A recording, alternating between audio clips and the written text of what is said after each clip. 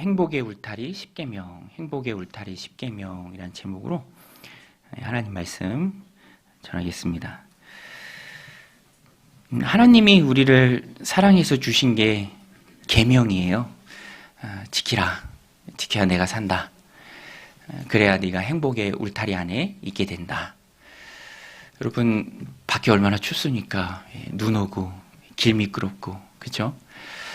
따뜻한 집안이 행복하죠. 가족들과 함께. 우리 신앙도 그런 울타리가 있습니다. 그 울타리 안에 행복이 있고요. 거기에 즐거움이 있어요. 뛰쳐나가면 재밌을 것 같죠? 세상에 그렇게 어리석은 게 없습니다.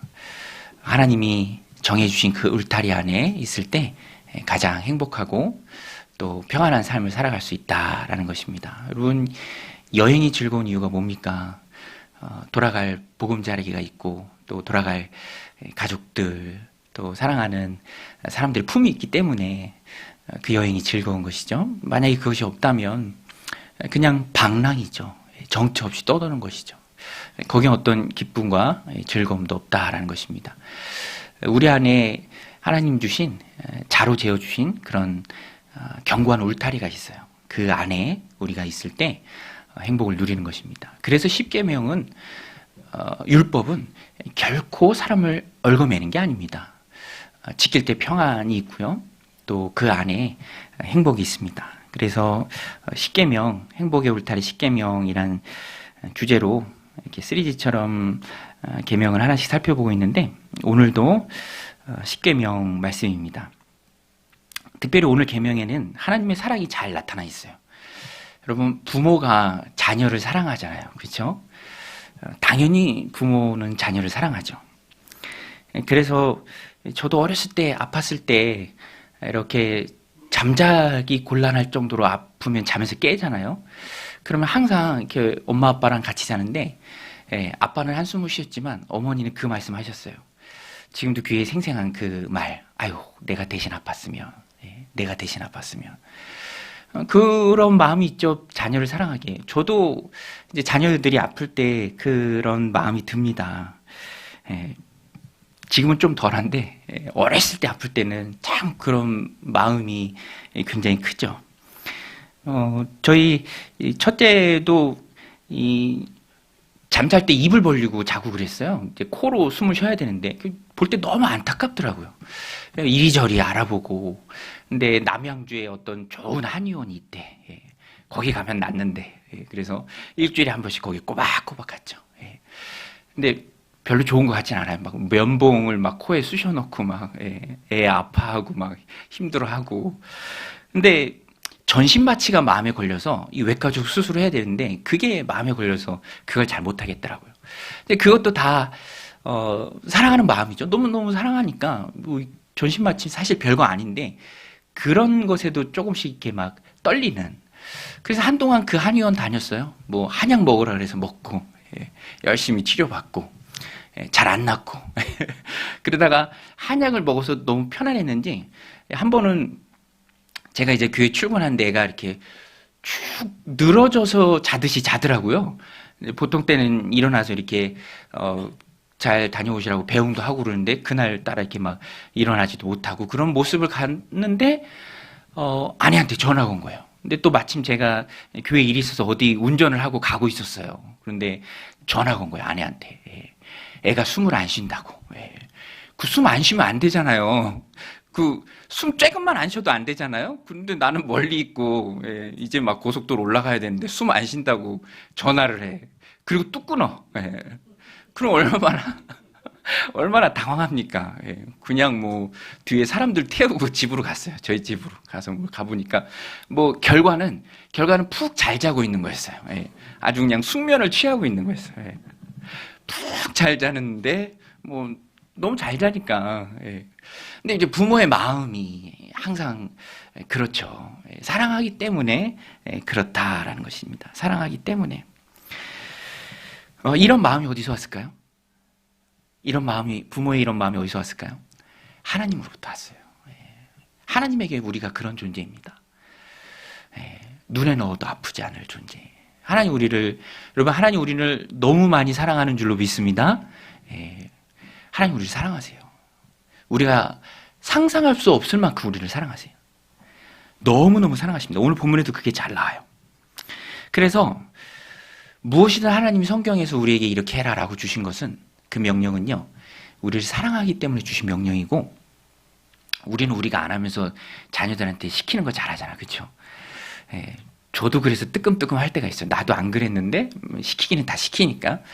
근데 하나님은 그렇지 않으세요. 하나님은 본인의 성품이 그러하시기 때문에 우리한테 이렇게 해라라고 말씀하세요. 그리고 본인이 이미 그렇게 하시기 때문에, 당신께서 우리를 사랑하셔서 이미 그렇게 하시기 때문에 우리에게 동일한 것을 요구하십니다. 대표적인 말씀이 우리 생명의 삶 때도 배우잖아요. 마태복음 22장 30절 말씀. 예수께서 이르시되 내 마음을 다하고 목숨을 다하고 뜻을 다하여 주 너의 하나님을 사랑하라 하셨으니. 여러분, 하나님이 이미 우리를 마음을 다하고 목숨을 다하고 뜻을 다하여 우리를 사랑하십니다. 여러분, 이 하나님의 사랑이 너무 귀하죠. 마음을 다하고 뜻을 다하고 목숨까지 다해서 우리를 사랑하신 하나님. 로마서 5장 8절에 나오잖아요. 5장 7절에도 보면 선인을 위하여 용감히 죽는 자가 많지 않고 의인을 위하여 죽는 자가 혹 있거니와. 그 다음에 5장 8절 말씀입니다. 우리가 아직 죄인 되었을 때 그리스도께서 우리를 위하여 죽으심으로 하나님께서 우리에 대한 자기의 사랑을 확증하셨느니라. 여러분, 하나님이 우리에 대한 하나님 당신의 사랑을 십자가에서 확증하셨어요. 그렇죠? 우리를 위해서 아들을 십자가에 내어주셨습니다. 이보다 더 큰 사랑이 어디 있어요? 상상할 수 없는 사랑이죠. 너무 큰 사랑입니다. 우리도 그래서 하나님만 사랑해야 돼요. 우리 한번 따라서 하나님만 사랑하자. 여러분, 하나님만 사랑하게 되시기를 주님의 이름으로 축원드립니다. 하나님의 사랑을 입은 자로서 우리도 하나님께 우리의 사랑을 드려야 됩니다. 하나님께 드려야 될 반응이 사랑이죠. 하나님 사랑한다의 반대말이 뭘까요? 하나님 사랑한다의 반대말이 뭐죠? 네. 하나님 사랑한다의 반대말. 그 예전에 나이키라는 그 신발 만드는 회사에서 우리의 경쟁 상대는 뭐라 그런 줄 아세요? 우리의 경쟁 상대는 닌텐도다 이렇게 있어요. 우리의 경쟁 상대는 닌텐도다. 아이들 집안에 앉아서 게임만 하지 않도록 운동화 신고 운동하도록. 하나님 사랑한다의 반대말이 뭔지 아세요? 하나님 사랑 안 한다? 우상을 사랑한다라는 거예요. 우상을 사랑한다. 우상이 정확히 하나님 반대편에 있습니다. 하나님은 우상 숭배를 되게 미워하세요. 우상 숭배 자체가 이스라엘 백성들이 겸하여 우상을 숨겼다 할지라도 그 자체가 하나님 앞에 가증스러운 것이었어요.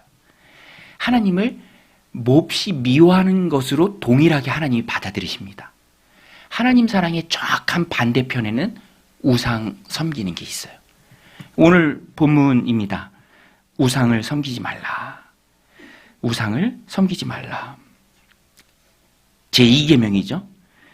그런데 우상은요, 본질적으로 우상 자체를 섬기는 게 아니라 내 욕심을 섬기는 거예요. 우리 4절 말씀 같이 한번 같이 읽겠습니다. 시작. 너를 위하여 새긴 우상을 만들지 말고 또 위로 하늘에 있는 것이나 아래로 땅에 있는 것이나 땅 아래 물속에 있는 것에 어떤 형상도 만들지 말며. 4절을 어떻게 시작합니까? 우상을 만들지 말라고 하는데 누구를 위하여 새긴 우상을 만들지 말라고 하죠? 너를 위하여. 너를 위하여. 여러분 아시겠죠? 우상 숭배는요, 진짜 돌 새기고 조각한 것 그 자체를 떠받들고 섬기는 게 아니에요. 나를 위하여 만들고 나 잘 되는 것을 위하여 만든, 눈에 보이고 손으로 조각하고 만져지는 것을 통해서 내 욕심을 섬기는 거예요. 그래서 우상 숭배는 언제나 욕심의 투영입니다. 제가 전에 성산일주봉 올라가는데 교역자 수련회 가서 그랬던 것 같아요. 어떤 여성분께서 이렇게 올라가다가 좀 귀괴하게 생긴 바위 앞에서 이렇게 손을 합장하고 비는 것을 봤습니다. 저는 처음 본 것 같아요, 그런 모습을. 근데 아주 정성껏 머리를 조아리고 이렇게 빌더라고요. 그러면 그분도 제주도에 놀러 오셨을 텐데 그 돌 자체를 섬긴다고 볼 수는 없죠. 거기에 빌면서 그 안에 있는 자기 안에 이루고자 하는 그 욕심, 그게 투영돼서 밖으로 섬기는 것처럼 드러나는 게 우상숭배다라는 거예요. 그래서 오늘 말씀에도 본질이 그대로 들어가 있습니다. 너를 위하여 새긴 우상을 만들지 말고. 우상을 왜 새깁니까? 나를 위하여 새기는 거예요.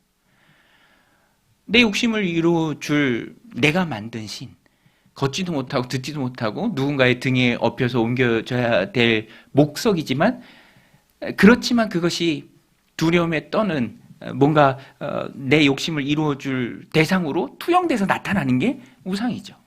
핵심은요, 우상숭배는 자기 숭배입니다. 자기 욕심을 쫓아가는 거예요.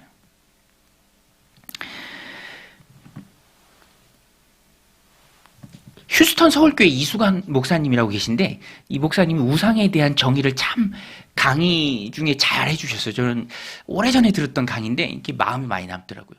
이 목사님 평신도 시절에, 지금 목사님인데 평신도 시절에 LG 주재원으로 미국에 가 계셨는데, 이분 취미가 검도였대요. 검도. 근데 합기도장이 있는데 격주로 한 번씩은 검도장으로 바뀌는 거야. 근데 검도가 또 푹 빠지면 재밌나 봐요.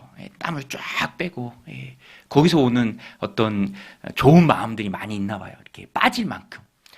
근데 격주에 한번 마침 검도장이 열고 그 시간에 가야 그 검도를 즐길 수 있는데, 검도 동호인들과 거기에 마음이 푹 빠졌는데 마침 또 교회의 어떤 행사도 그 시간에 있는 거예요. 그 시간에. 근데 머리로는 알겠대. 검도장 가지 말고 당연히 교회 공동체로 가서 거기 참여해야 된다라는 걸. 근데 끝까지 포기가 안 되더래요. 끝까지 머리로는 알지만 포기는 안 되는 거. 그러면서 그분이 느끼고 또 우상의 정의를 나름대로 내리더라고요. 끝까지 포기가 안 되면 그게 우상이다. 알지만 끝까지 포기가 안 되면 그게 우상이다. 마지막까지 포기가 되지 않으면 우상이다. 근데 욕심이 그래요. 욕심이 마지막까지 포기가 안 됩니다. 마지막까지. 여러분 혹시 내가 알지만, 말씀과 내 신앙을 통해서 하나님의 뜻을 알지만, 이성으로는 알지만 마지막까지 포기 안 되는 게 혹시 있으십니까? 우상일 가능성이 많아요. 그런 것은 떠나버려야죠. 자기 사랑입니다. 그리스도인들은 그래서 예수님 말씀하셨죠. 자기를 부인하고 자기 십자가를 지고 나를 따르라. 결국 욕심을 이기는 힘은 자기를 부인하고 자기 십자가를 지고 주님을 따르는 것입니다. 십자가를 질 때 내가 죽죠. 저도 목회자로서 그런 십자가가 있습니다. 목사니까 함부로 행동해서는 안 되잖아요. 말이나 행동이나. 내가 곧 교회라고 사람들이 생각할 수도 있으니까 항상 맨 앞에 서야 하는, 적극적으로 나서야 하는, 이리로 갑시다 라고 이끌고 가야 하는 그런 저의 십자가가 있죠. 거기에 무게중심을 둘 때 내 욕심의 탐심은 우상숭배죠. 그 탐심과 같은 우상숭배를, 욕심을 이길 수 있다라는 것입니다. 바울 사도가 잘 말했습니다. 골로새서 3장 5절에 보면, 그러므로 땅에 있는 지체를 죽이라. 땅에 있는 지체를 죽이라. 곧 음란과 부정과 사욕과 악한 정욕과 탐심이니 탐심은 우상숭배니라. 여러분, 우리 안에 탐하는 마음이 얼마나 많이 있습니까? 얼마나 많이 있어요. 얼마 전에 저희 아이가 저보고 로또를 사래. 로또를 사서 하나님이 꼭 도와주실 수도 있대. 아이 수준의 그런 말이죠. 나는 로또 싫어한다. 그거는 옳지 않다. 뭐 이렇게 얘기했는데, 말은 그렇게 하지만 혹시라도 그런 탐심들이 우리 안에 있다면 그것이 곧 우상숭배고 내 욕심이고, 굳이 목석 앞에, 성상 일출봉 앞에 손 합장하고 머리 조아리고 빌지 않더라도 우리가 우상숭배로 빠질 수 있다라는 거예요. 하나님의 자리에 하나님 외에 무엇이 올라가든 그것은 우상숭배입니다. 굉장히 두렵고 떨리는 말씀이에요. 그런데 여러분, 우상을 끊어내는 게 참 우리의 힘으로 힘듭니다. 그래서 힘들어요. 우리 안에 득실득실한 욕심이 있거든요. 그래서 성령 충만한 마음을 주님 앞에 구해야 돼요. 예. 성령 충만한 마음. 성령 충만한 마음. 하나님 내 마음을 지켜주옵소서. 우리 한번 따라하겠습니다. 하나님 내 마음을 지켜주세요. 예. 하나님 우리의 마음을 지켜주셔야 합니다. 예. 그래야 우리가 이길 수 있어요. 제가 전에 말씀드렸잖아요. 누가 이제 교회 목사님이 이렇게 장학금으로 쓰라고 100만 원을 주셨어요. 제가 대학교 다닐 때. 근데 그런 일이 있으면 내가 등록금 없어서 어려움 겪는데 가까운 친구를 좀 도와야겠다라는 마음을 품고 있었는데 정말로 내 손에 그런 돈이 생기니까 욕심이에요. 욕심이 발동해요. 자꾸 내 마음은 그렇게 하지 않아도 될 이유를 자꾸 찾아. 자기를 계속 합리화해. 예. 당연히 해야 되는데 우리가 우리의 마음을 어떻게 주장할 수 있습니까? 안 돼요. 못합니다. 성령님이 우리의 마음을 지배해 주셔야 돼요. 통치해 주셔야 됩니다. 그게 바로 성령의 충만함이에요. 오늘 말씀, 새벽 말씀에도 보면은 신명기 말씀인데 참 이 신명기 말씀이 은혜가 되는 게 들어가기 전에 들어가서 어떻게 살아야 할를 주신 말씀이에요. 그러니까 미리 마음을 다잡을 수 있죠. 내용을 봐도 다 마음을 다잡으라라는 그런 말씀이 많이 나와요. 오늘 신명기 7장 말씀이었는데 거기도 보면 심중에 혹시 너희가 이르기를 가나안 사람들을 쫓아내야 되는데 싸움이 두렵다라는 그런 마음이 들거든 지금까지 도우신 그 하나님의 역사를 기억해라 이렇게 모세가 설교합니다. 또 거기서도 우상을 이제 다 불사를 하고 말해요. 가나안 사람들이 섬겼던 우상, 전쟁을 통해서 하나님 도와주시면 그들을 다 쫓아낼 터인데 그들의 우상도 다 불살해야 되는데 우상을 입혔던 은금이 있어요. 은금. 그냥 우상이 아니라 그냥 그 신상을 조각한 것을 은과 금으로 입혔습니다. 두들겨서. 근데 거기에 마음 두지 말고 그거 취하지 말라라고 말해요. 왜냐하면 그러면서 그것이 올무가 될 수 있다. 우상 막 금 입혔으니까, 그쵸? 24K 금 입혔으니까 그거 어차피 불사를 건데 은하고 금만 걷어내고 불사르면 얼마나 좋아요, 그쵸? 안 그렇습니까? 그거 하지 말래요. 그거 하다가 우상 만지고 또 그거 섬기게 되니까 너희 마음이 그렇게 연약하다. 마음을 잘 지켜야 된다. 그리고 말씀 규례와 법도 계속 나오잖아요. 하나님의 뜻입니다. 그것을 지키면 복 준다. 조건부로 계속 모세가 얘기해요. 그러면서 복이 오늘 이 신명기 7장 17절, 18절, 19절까지 쭉 나옵니다. 어마어마한 복이에요. 복이란 복은 다 나와요. 뭐 번성하고 자녀가 잘 되고 풍성하고 짐승들이 번식하고 질병, 요새 독감 유행이잖아요. 독감 안 걸리고 뭐 정말 마땅하게 당연히 할 수밖에 없는 그 길이 제시되지만 그럼에도 불구하고 못하는 게 사람이다. 그럼에도 불구하고 못하는 게. 그러니까 하나님께서 우리의 마음을 지켜주셔야 된다라는 결론에 이를 수밖에 없습니다. 만물보가 다 거짓되고 부패한 것이 사람의 마음이다. 예레미야서에 나오죠. 그래서 오늘 우리가 기도할 때 하나님 내가 우상 숭배하지 않도록 욕심 따라가지 않도록 하나님 내 마음을 지켜주옵소서. 기도할 때 우리의 마음 가운데 있는 내가 얻지 못하는 어찌하지 할 수 없는 그 우상을 주님께서 몰아내 주옵소서. 욕심 따라가지 않게 하옵소서. 우리가 기도할 때 우리 하나님께서 우리의 마음을 주장해 주실 줄로 믿습니다. 두 번째는 우리가 하나님 사랑을 많이 받았는데 그 사랑에 반응할 때 하나님이 어떤 분이신지 하나님의 사랑이 어떤 사랑인지 우리가 잘 알아야 돼요. 하나님은 우리가 말씀을 통해서 하나님이 어떤 분인지를 늘 깨닫는 게 참 은혜고 귀한 일입니다. 근데 오늘 본문에도 우리가 깨닫는 게 있는데 하나님은요 질투하신 하나님이에요. 질투하신 하나님. 영어 성경에는요 정말 명확하게 써놨어요. jealous God, jealous God, 질투하시는 하나님. 여러분 하나님 질투하신다라는 게 이미지가 좀 잘 그려지나요? 어떠세요? 질투. 질투라는 감정 알잖아요. 그렇죠? 근데 하나님이 질투하신대. 하나님이 질투하신다? 이게 좀 머릿속에서 그림이 좀 잘 안 그려지지 않습니까, 여러분? 하나님은요, 당신의 백성을 너무너무 사랑하십니다. 그래서 오늘 본문에 그 사랑을 표현할 때 우리가 알아들 수 있는 언어를 하나 빌려서 쓴 거예요. 그 하나님의 사랑이 얼마나 큰지 질투하신 하나님이다. 이 질투하는 이 칸나인데 열렬히 시기하다. 시기로 불태우다.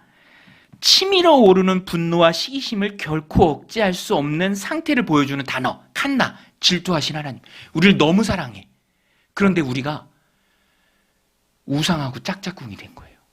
하나님을 등진 거예요.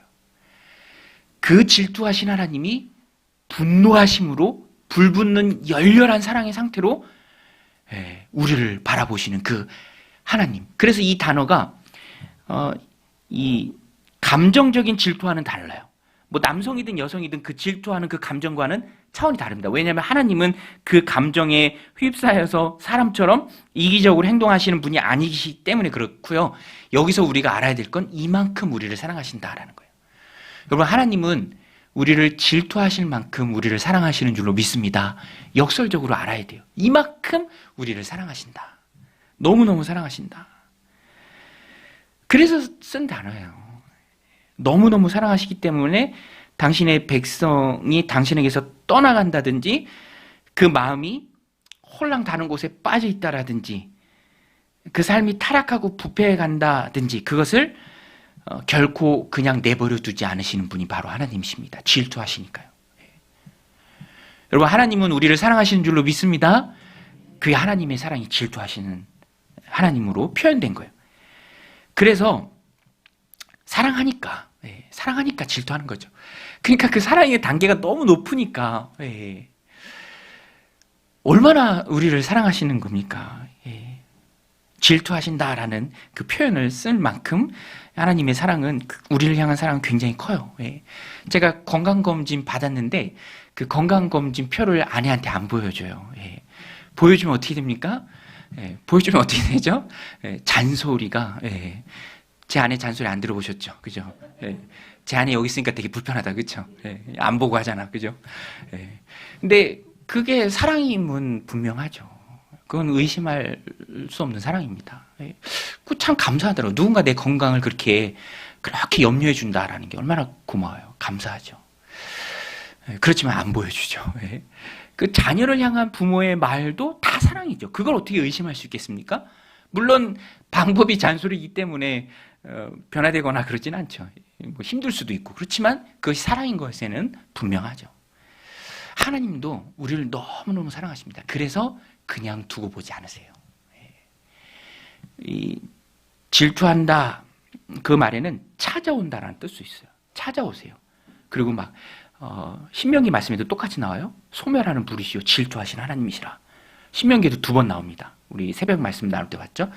계산한다라는 뜻도 있어요. 찾아오셔서요, 계산하시고 치신다라는 뜻도 있어요. 치십니다. 그래서 우리가 하나님 사랑을 사랑으로 반응해야 되는 이유는 징계적으로 하나님이 우리를 사랑하시기 때문에 그냥 두지 않으세요. 우상 숭배, 욕심 쫓아가면 반드시 하나님이 찾아오셔서 책망하십니다. 그래서 우리가 잘못된 길로 나아갈 때 회초리를 드세요. 그래서 우리는 회초리 맞는 일을 하지 말아야 합니다. 여러분, 하나님께 회초리 맞는 일 하지 않는 지혜가 충만한 성도들이 다 되시길 바랍니다. 하나님 질투하신 하나님이세요. 너무 큰 사랑을 갖고 계시기에 우리가 잘못되는 것을 원하지 않으십니다. 욕심에 사무쳐서 엉터리 같은 인생 살도록 주님이 내버려 두지 않으세요. 하나님 앞에서 하나님 보시기에 합당한 삶을 그래서 우리는 살아내야 합니다. 그래서 성령님 내 마음을 주장해 주세요. 내가 내 안에 이 찐득찐득한 욕심, 아주 오래되도록 끊어내지 못하는 이 우상 다 끊어낼 수 있도록 하나님 내 마음을 꼭 붙들어 주세요. 욕심의 편에 서지 않고 인간적인 생각의 편에 서지 않고 하나님의 편에 서고 하나님 기뻐하시는 일을 행하고 나를 사랑하신 그 하나님 앞에 나도 사랑으로 반응할 수 있는 그 길을 우리가 가야 합니다. 욕심의 편에 서는 건 아까 말씀드린 것처럼 어리석게 성산 일출봉 앞에서 돌 앞에 머리를 조아리고 있는 것과 전혀 다르지 않은 삶이에요. 그것이 어리석은 그리스도인의 어리석은 우상 숭배로 나아가는 길이 될 수 있다라는 것입니다. 오늘 말씀 마음에 새기고 10계명의 제2계명 우상을 만들지 말라. 뭐든지 만들지 마라. 그리고 그것들에게 절하지 말라. 섬기지 말라. 욕심의 편에 서지 말고 질투하시는 하나님, 그 하나님의 편에 서라. 그러면 여기에는 또 보상이 있습니다. 하나님께서 아버지로부터 아들에게로 3, 4대까지 이르게 하거니와 이거는 당시에 뭐 주거 형태 3, 4대가 같이 살기도 했습니다. 그리고 또 아버지의 죄를 그대로 아들에게 갚는다라는 그런 보응의 의미가 아니에요.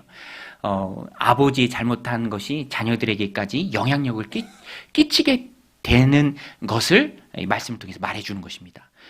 본인의 죄 때문에 하나님 앞에 각자가 심판받는 것이지 아버지의 죄가 내게 몰려오는 것이 아닙니다. 가문에 흐르는 막 무슨 저주가 있고 그런 게 아니에요. 그냥 가풍 같은 거죠.